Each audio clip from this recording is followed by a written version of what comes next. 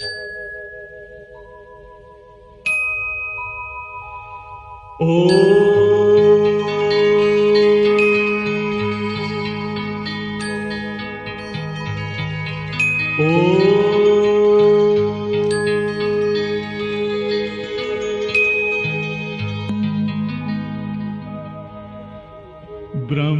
से शिव बाबा पधारे, बोलते ध्वनियों। ब्रह्म से शिव बाबा पधारे, बोलते ध्वनियों। ब्रह्म मुख से मधुर वाणी, बोलते ध्वनियों। ब्रह्म से शिव बाबा पधारे, ओम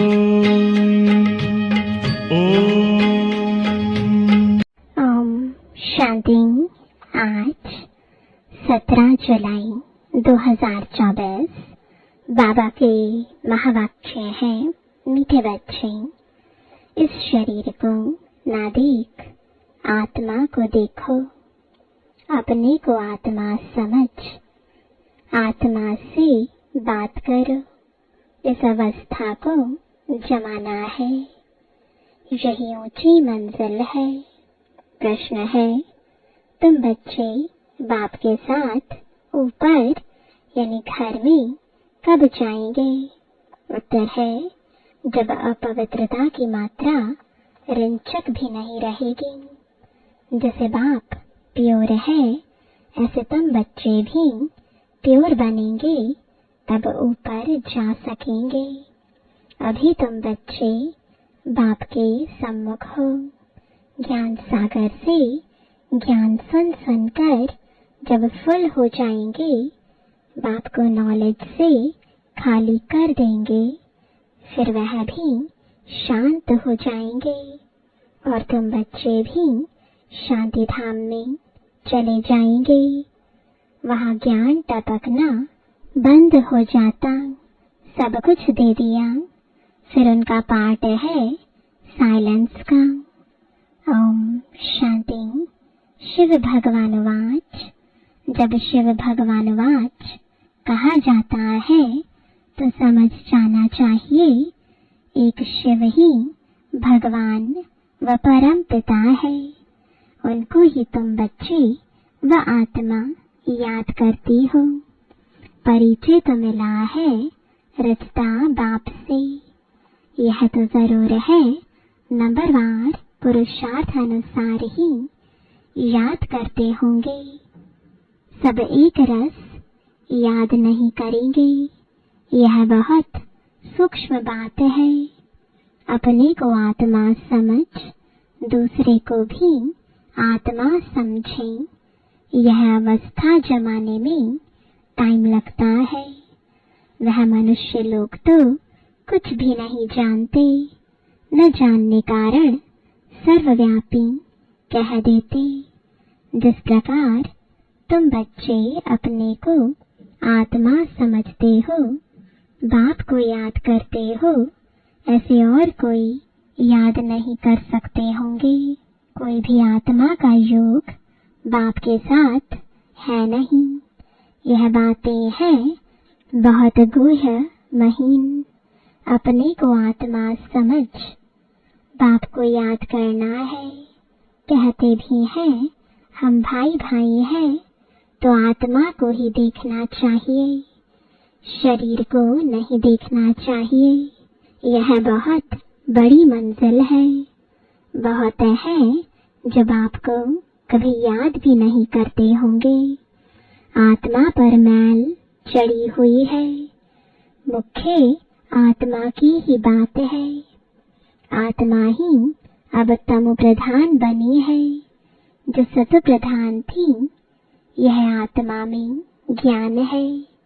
ज्ञान का सागर परमात्मा ही है। तुम अपने को ज्ञान सागर नहीं कहेंगे।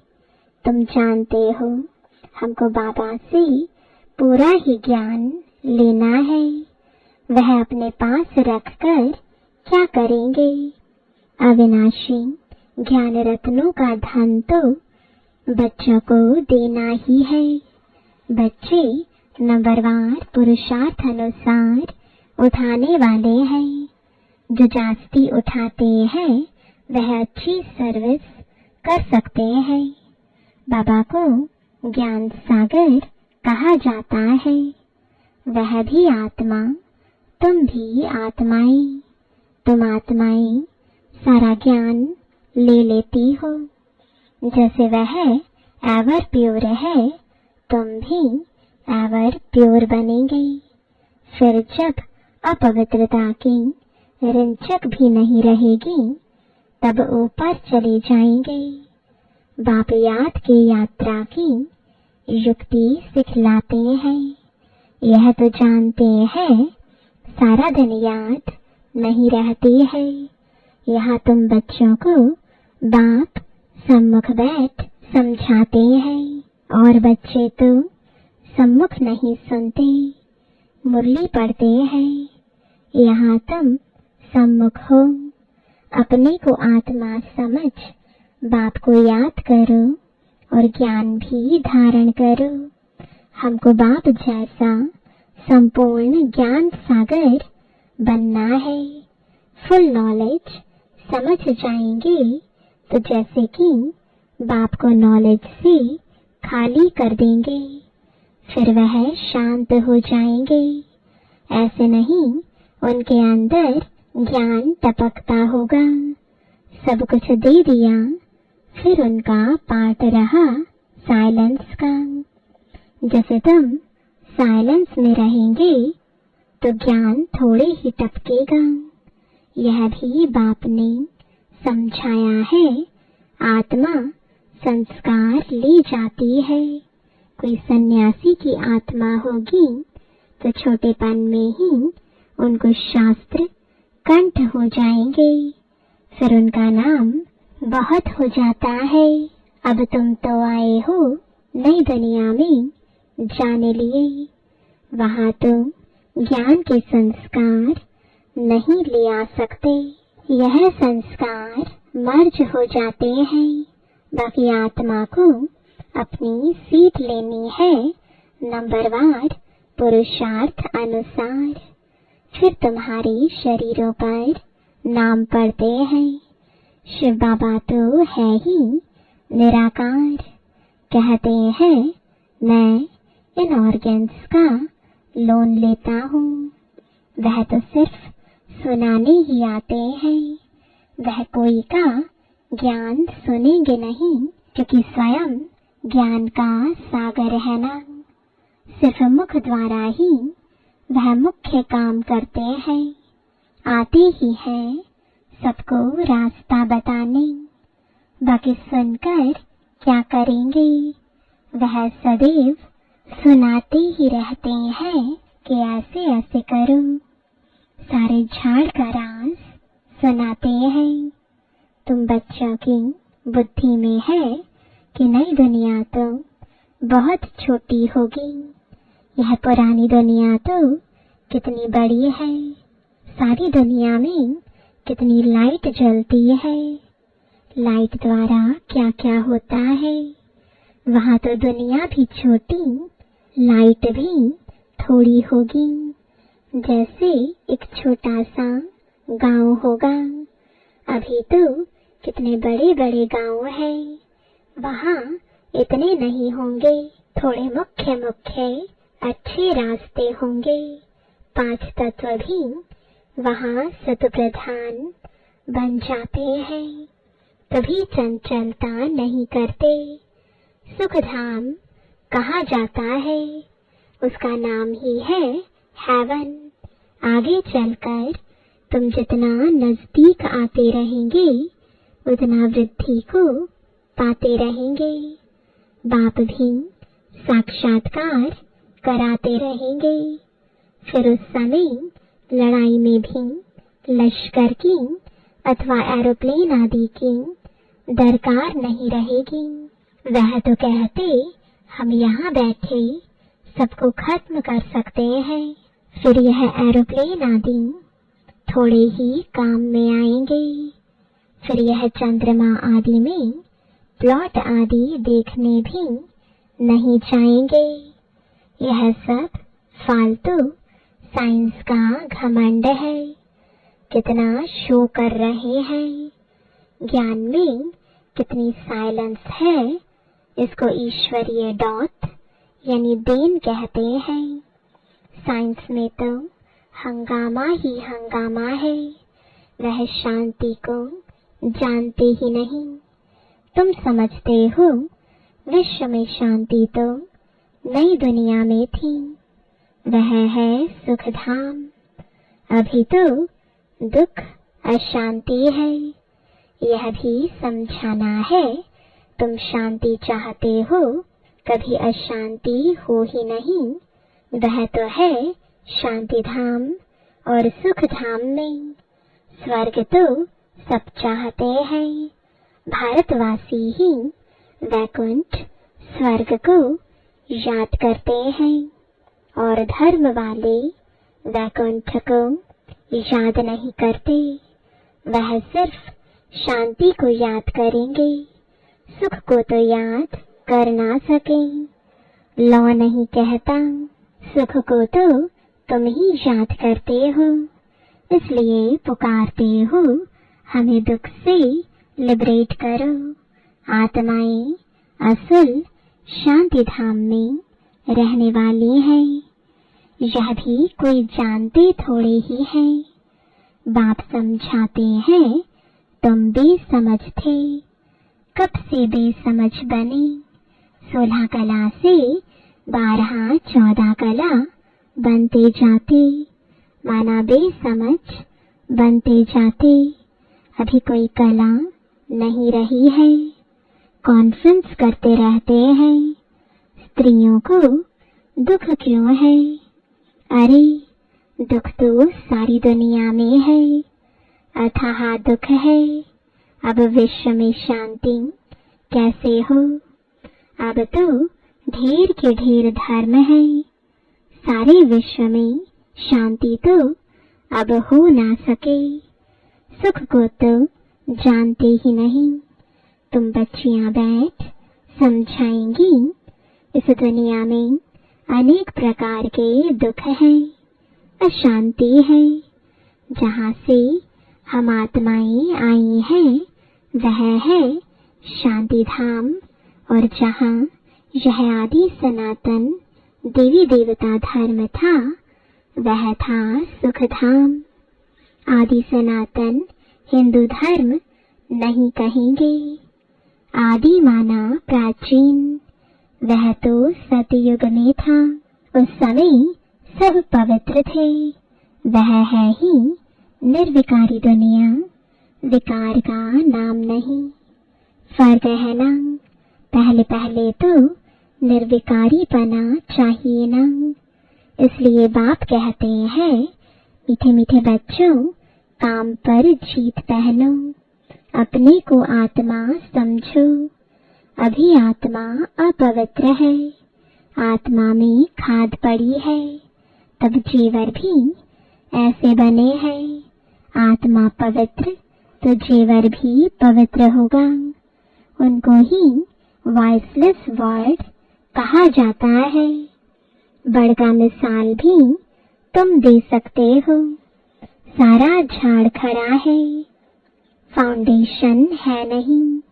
यह आदि सनातन देवी देवता धर्म है नहीं और सब खड़े हैं।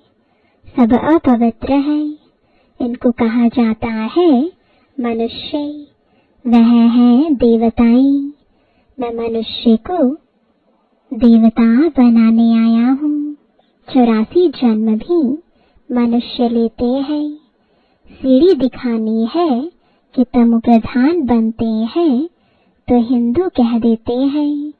देवता कह ना सके क्योंकि पद्धत है। ड्रामा में यह राज है ना। नहीं तो हिंदू धर्म कोई है नहीं। आदि सनातन हम ही देवी देवता थे। भारत ही पवित्र था। अब अपवित्र है। तो अपने को हिंदू कहलाते हैं। हिंदू धर्म तो कोई ने स्थापन किया नहीं है। यह बच्चों को अच्छी रीति धारण कर समझाना है। आजकल तो इतना टाइम भी नहीं देते हैं। कम से कम आधा घंटा दे तब पॉइंट सुनाई जाए। पॉइंट तो ढेर है, फिर उनसे मुख्य मुख्य सुनाई जाती है। पढ़ाई में भी जैसे जैसे पढ़ते जाते हैं तो फिर हल्की पढ़ाई अल्फबे आदि थोड़ी ही याद रहती है, वह भूल जाती है। तुमको भी कहेंगे अभी तुम्हारा ज्ञान बदल गया है। अरे पढ़ाई में ऊपर चढ़ते जाते हैं तो पहली पढ़ाई भूलती जाती है ना। बाप भी हमको नित्य नई नई बातें सुनाते हैं। पहले हल्की पढ़ाई थी, अब बाप गुये गुये बातें सुनाते रहते हैं। ज्ञान का सागर है ना। सुनाते सुनाते फिर पिछाड़ी में 2 अक्षर कह देते। अल्फ को समझा तो भी काफी है। अल्फ को जानने से बे को जान ही लेंगे। इतना सिर्फ समझाओ तो भी ठीक है। जो जास्ती ज्ञान नहीं धारण कर सकते वह उच्च पद भी पा नहीं सकते। पास विद ऑनर हो ना सके, कर्मातीत अवस्था को पा ना सके। इसमें बड़ी मेहनत चाहिए।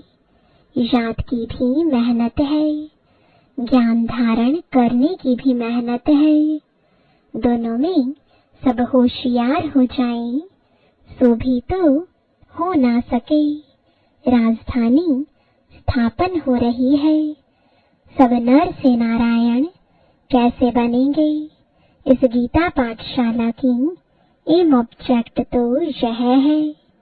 वही गीता ज्ञान है, वह भी कौन देते हैं? यह तो सिवाय तुम्हारे कोई जानते ही नहीं।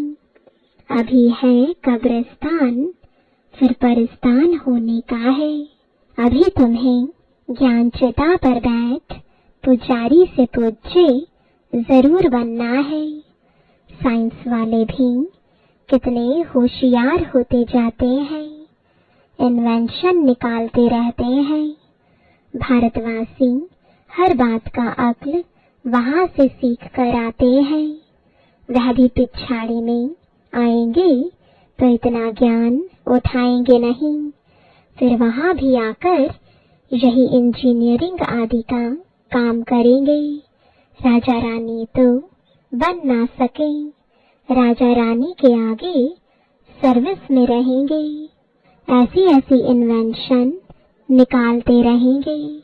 राजा रानी बनते ही हैं सुख के लिए।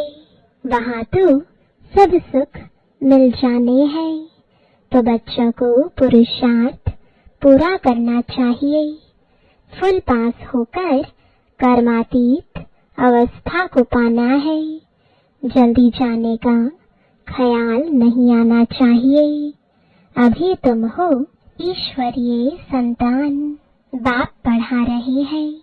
यह मिशन है मनुष्यों को चेंज करने की। जैसे बौद्धियों की, क्रिश्चियन की मिशन होती है ना। कृष्ण और क्रिश्चियन की भी रास मिलती है। उन्हों के लेन देन का भी बहुत कनेक्शन है। जो इतनी मदद करते हैं उनकी भाषा आदि छोड़ देना यह भी एक इंसल्ट है। वह तो आते ही पीछे है, न बहुत सुख न बहुत दुख उठाते। सारी इन्वेंशन वे लोग निकालते हैं। यहाँ भल कोशिश करते हैं परंतु एक्यूरेट कभी बना नहीं सकेंगे। विलायत की चीज अच्छी होती है, ऑनेस्टी से बनाते हैं। यहाँ तो डिसऑनेस्टी से बनाते हैं। अथाह दुख है। सबके दुख दूर करने वाला एक बाप के सिवाय और कोई मनुष्य हो ना सके। भल कितनी भी कॉन्फ्रेंस करते हैं, विश्व में शांति हो धक्का खाते रहते हैं। सिर्फ माताओं के दुख की बात नहीं, यहाँ तो अनेक प्रकार के दुख है। सारी दुनिया में झगड़े मारामारी की ही बात है। पाई पैसे की बात पर मारामारी कर देते हैं, वहाँ तो दुख की बात नहीं होती। यह भी हिसाब निकालना चाहिए। लड़ाई कभी भी शुरू हो सकती है। भारत में रावण जब से आता है तो पहले पहले घर में लड़ाई शुरू होती है। जुदा जुदा हो जाते हैं, आपस में लड़ मरते हैं। फिर बाहर वाले आते हैं। पहले ब्रिटिश थोड़े ही थे, फिर वह आकर बीच में रिश्वत आदि देकर अपना राज्य कर लेते हैं। कितना रात दिन का फर्क है, नया कोई भी समझ ना सके। नई नॉलेज है ना, जो फिर प्राय लोप हो जाती है। बाप नॉलेज देते हैं, फिर वह गुम हो जाती है। यह एक ही पढ़ाई एक ही बार एक ही बाप से मिलती है। आगे चल तुम सबको साक्षात्कार होते रहेंगे कि तुम यह बनेंगे, परंतु उस समय कर ही क्या सकेंगे, उन्नति को पा नहीं सकेंगे। रिजल्ट निकल चुकी, फिर ट्रांसफर होने की बात हो जाएगी। फिर रोएंगे पीटेंगे, हम बदली हो जाएंगे नई दुनिया के लिए। तुम मेहनत करते हो, जल्दी चारों तरफ आवाज निकल जाए, फिर आपे ही सेंटर्स पर भागते रहेंगे। परंतु जितना देरी होती जाएगी तो लेट होते रहेंगे, फिर कुछ जमा नहीं होगा, पैसे की दरकार नहीं रहेगी। तुमको समझाने लिए यह बैज ही काफी है। यह ब्रह्मा सो विष्णु, विष्णु सो ब्रह्मा। यह बैज ऐसा है जो सब शास्त्रों का तंत्र यानी सार इसमें है। बाबा बैज की बहुत महिमा करते हैं। वह समय आएगा जो यह तुम्हारे बैज सब नैनों पर रखते रहेंगे। मन मना भव इसमें है, मुझे याद करो तो यह बनेंगे। फिर यही 84 जन्म लेते हैं। पुनर्जन्म न लेने वाला एक ही बाप है। अच्छा, मीठे मीठे सिकिलदे बच्चों प्रति माता पिता बाप दादा का याद प्यार और गुड मॉर्निंग। रूहानी बाप की रूहानी बच्चों को नमस्ते। रूहानी बच्चों की रूहानी बाप दादा को गुड मॉर्निंग और नमस्ते। धारणा के लिए मुख्य सार है। पहला, याद की मेहनत और ज्ञान की धारणा से कर्मातीत अवस्था को पाने का पुरुषार्थ करना है। ज्ञान सागर की संपूर्ण नॉलेज स्वयं में धारण करनी है। दूसरा, आत्मा में जो खाद पड़ी है उसे निकाल संपूर्ण वाइसलेस बनना है। रिंचक मात्र भी अपवित्रता का अंश ना रहे। हम आत्मा भाई भाई हैं, यह अभ्यास करना है। वरदान है, समय और संकल्प रूपी खजाने पर अटेंशन दे। जमा का खाता बढ़ाने वाले पद्मा पदम पति भव। वैसे खजाने तो बहुत है, लेकिन समय और संकल्प विशेष इन दो खजानों पर अटेंशन दो। हर समय संकल्प श्रेष्ठ और शुभ हो तो जमा का खाता बढ़ता जाएगा। इस समय एक जमा करेंगे तो पदम मिलेगा। हिसाब है एक का पदम गुणा करके देने की, यह बैंक है। इसलिए क्या भी हो त्याग करना पड़े, तपस्या करनी पड़े, निर्माण बनना पड़े, कुछ भी हो जाए, इन दो बातों पर अटेंशन हो तो पद्मा पदम प्रति बन जाएंगे। स्लोगन है मनोबल से सेवा करो तो उसकी प्रालब्ध कई गुना ज्यादा मिलेगी। ओम शांति।